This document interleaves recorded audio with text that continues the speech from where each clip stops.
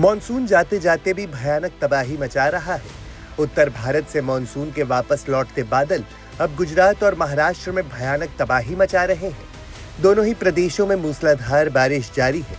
गुजरात में बारिश के कारण कई इलाके जलमग्न हैं, तो वहीं महाराष्ट्र के कई जिलों में बारिश की वजह से बाढ़ जैसे हालात देखने को मिल रहे हैं।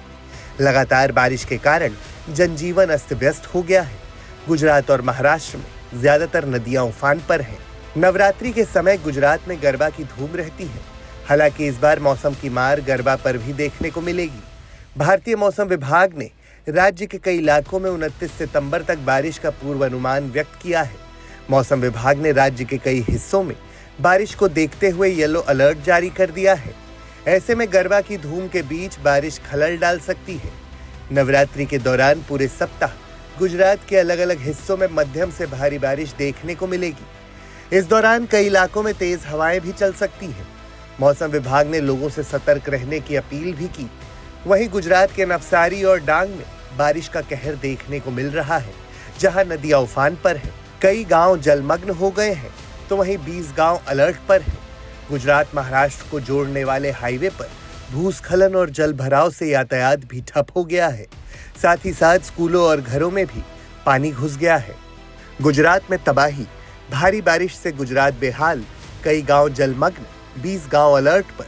महाराष्ट्र जाने वाले रास्तों पर भूस्खलन, स्कूलों घरों में घुसा पानी। वहीं बात महाराष्ट्र की अगर की जाए तो महाराष्ट्र के मराठवाड़ा क्षेत्र में पिछले 4 दिनों से हो रही भारी बारिश के कारण अब तक 8 लोगों की मौत हो गई है। इनमें लातूर में 3, बीड़ में 2, छत्रपति संभाजी नगर, नांदेड़ और धाराशिव में 1-1 लोगों की मौत बिजली गिरने, डूबने या अन्य कारणों से हुई है। जबकि गांव जलमग्न हो गए हैं, मकान क्षतिग्रस्त हो गए हैं और हजारों हेक्टेयर खेत में लगी फसलें बर्बाद हो गई हैं। धाराशिव में 159 गांव प्रभावित हुए हैं और 186 पशु मारे गए। जबकि छत्रपति संभाजी नगर, जालना और बीड़ जैसे अन्य जिलों में बाढ़ जैसी स्थिति पैदा हो गई है। मराठवाड़ा के कई इलाकों में 20 सितंबर से लगातार बारिश हो रही है। महाराष्ट्र में तबाही, बीते 4 दिन से लगातार हो रही बारिश। महाराष्ट्र में अब तक 8 लोगों की मौत, हजारों हेक्टेयर की फसल बर्बाद, 159 गांव प्रभावित, 186 पशु मारे गए।